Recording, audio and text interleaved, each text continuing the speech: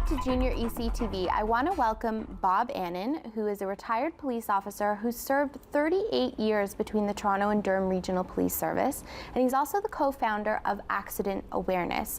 Bob, welcome to the show.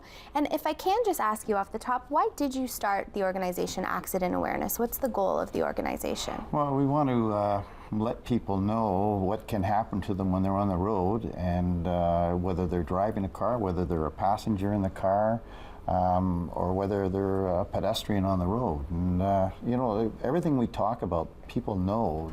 I just think they've forgotten. And, they just kind of forget. Yeah. That's it. It's gone. You know. And so we're out there, and all we're doing is we're just kind of hopefully educating a few. We just play to the one. Like if you know, if we get a room full of people and one or two people start nodding and saying, "Yeah, this makes sense," well then we've done our job. You've made a difference. Yeah. And I wanted to have this conversation tonight with you guys because I think it's such an important conversation for teenagers to have, because teenagers are really impacted by this issue.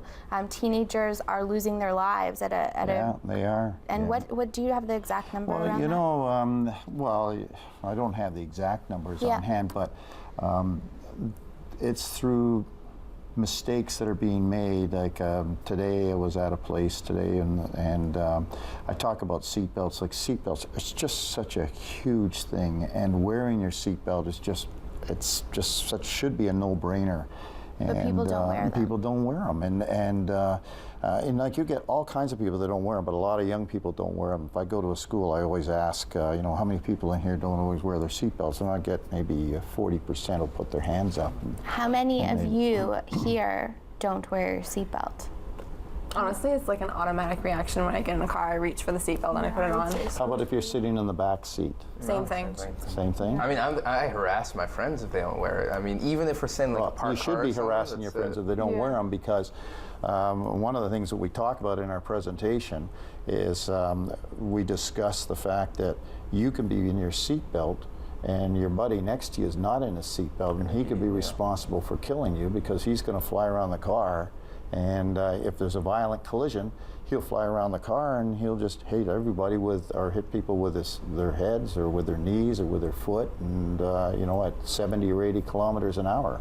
I'm really surprised by the statistic, though, because I mean, thinking about it right now, I can't recall a single person I've ever been in a car with not wearing their seatbelt. Maybe it's changing in your generation. I know when I was in high school, it was kind of like not cool to put your seatbelt on. I know that sounds really lame, like just as it's not cool to wear a winter jacket when it's cold outside. Yeah. You know, now as I get older, I'm in mitts and hat and glove, but I can totally remember having my jacket slung around my arms as a teenager, thinking that was cool. Like it wasn't cool to have my jacket done up. So I don't know, maybe it's changing with your generation, for sure. But I don't wear seatbelts in taxis. Yeah, well, in what taxis, about that? well, you know, the way I look at it, I think everyone should be wearing seatbelts. Like everybody should be wearing seatbelts. You know, like I went out to a lot of fatalities during my career that were brought about because of no seatbelts. No seatbelts. If they'd been wearing seatbelts, I wouldn't have been investigating the fatal. Do you think public transit is an issue on buses? Should there be seatbelts and more safety? It's funny, you know, we had this talk yesterday. We were doing a presentation down in Belleville, and my partner John was with me, and we were discussing that with school buses and that, and putting seatbelts in school buses. That is weird that there is no seatbelt in school bus. And I think it comes down to the fact, and it was a huge discussion over, and they were saying, well, like if you put seatbelts on the school buses and that, then now you've got the bus drivers got to make sure all the belts are fastened properly. And you're dealing with 5-year-olds and 6-year-olds and 8-year-olds and 10-year-olds, and you're going down the list and that, and then you got to come back up. You may start to drive the bus, and maybe someone undoes their seatbelt, and you got to do it back up again. Yeah. And they feel that. So just keep them out of seatbelts and let them roll around in the bus. Let them roll around. Well, they were saying that there's so few collisions that where people get injured that you know it's not the biggest deal. It's not the biggest still, deal. you could argue that one is too many. Well, the way I look at it, you know, when I go into a high school and I talk to a bunch of kids in an auditorium and that, the first thing I asked them, I'm going to give this away now. Now I'm going to go to a high school, and then everyone's going to be on to me. I asked them at the beginning how many people don't always wear their seatbelts. And I say, I'll be honest, because I'm retired. And so I get these people, and some of them put their hands up, and then I say, be brave, put your hand up. And so then they more. put their hands right up. You arrest and yeah, I get them right away. Yeah, see you over at the them side over. after we're finished. And then once I find out, then I go to work on them during the presentation, and we talk about all the different things that can happen by not wearing a seatbelt, and then all the good things that can happen if you are wearing a seatbelt. And just in the past few weeks, when you've heard about the people, we went through a rash of fatalities there 3 or 4 There weeks ago. seem to be quite a few, and this when you fall. do that, you hear about people being ejected from the vehicle. Well, you know why they were ejected from the vehicle. Because they weren't wearing the seatbelt. Weren't wearing the seatbelts, Yeah. and that's why they, that's why they die at the scene. Do you know what I think would be interesting though? Because right now, as we said over here, we feel that a lot of the people we do see are wearing seatbelts. But what about work in third world countries?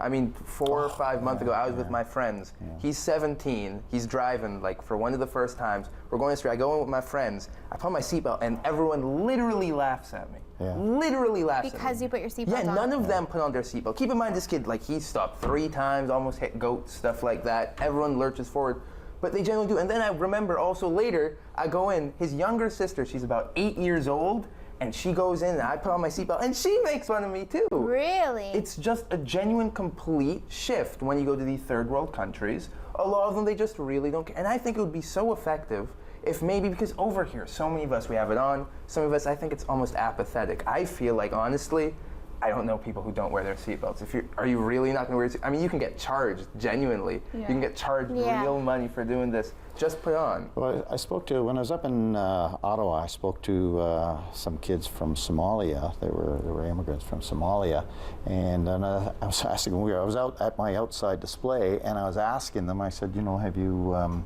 when did you start driving? And some of them 10 years of age, 11 years of age, and they don't need a license. They don't need anything, and they just get in and they start driving the vehicle. So.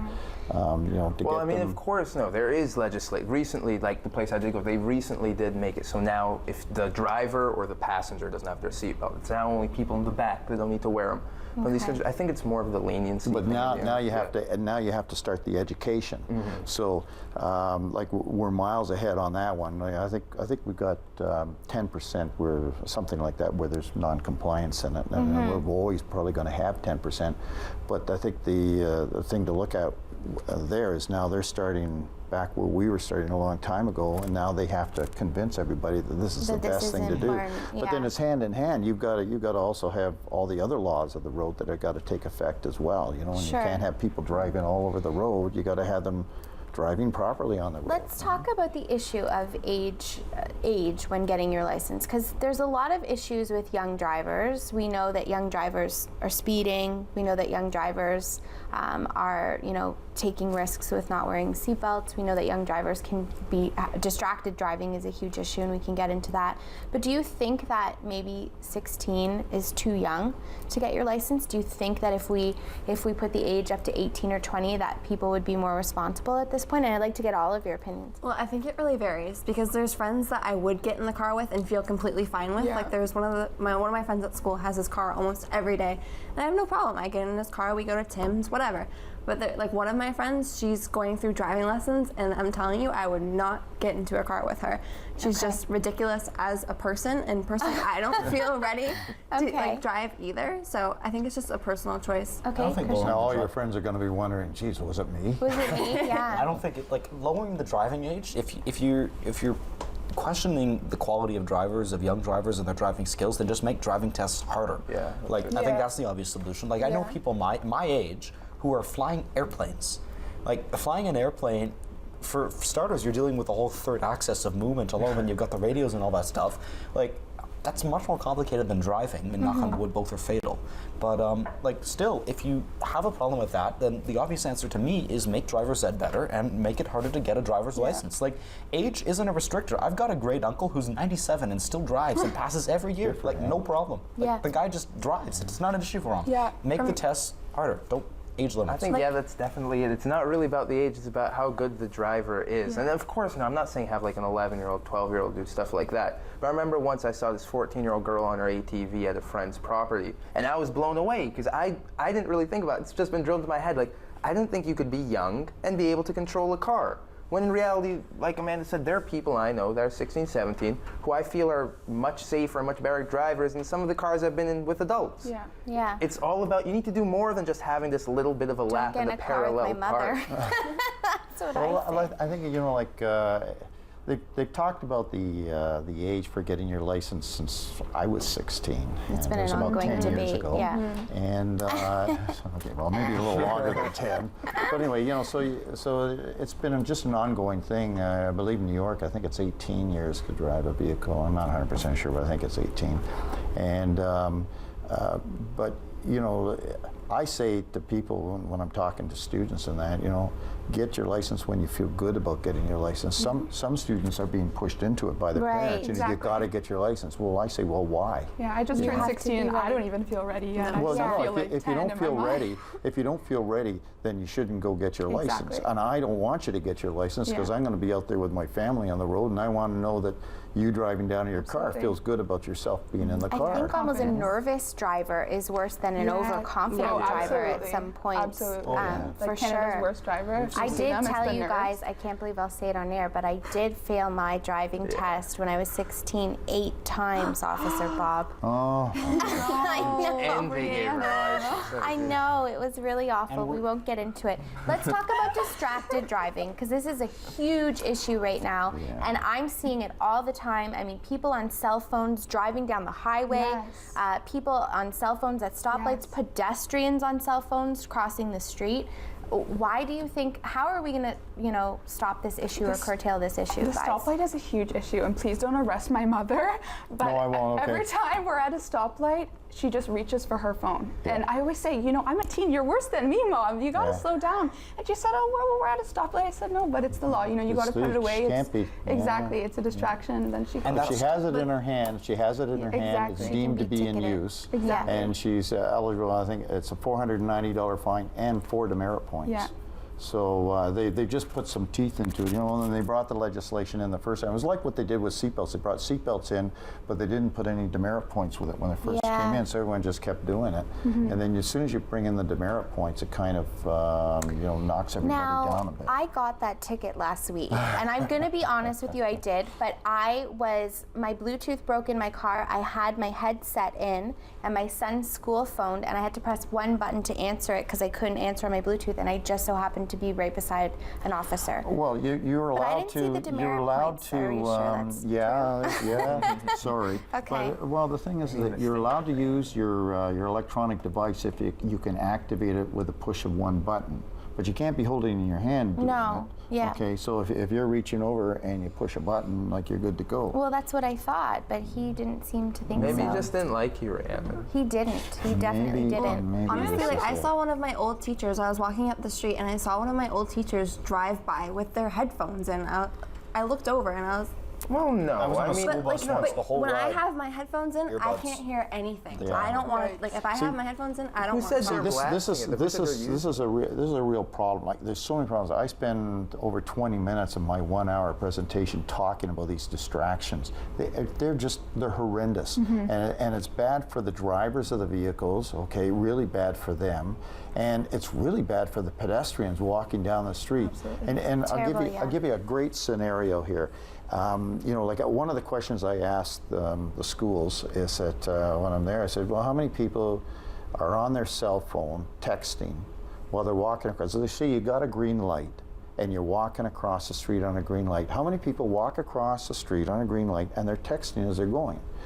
And of course, by this time, after I've asked all the other questions, people don't want to put their hands up. But some of them get their hands up halfway. Yeah. And you know, and then I ask them the question, and they say, yeah, they do it because they got the green light. Well, you know, a green light's just a light bulb, and if you're walking across a multi-lane Yeah, you road, don't you know, know. like 4 Exactly. lanes, you may have one of the 2 lanes will be covered.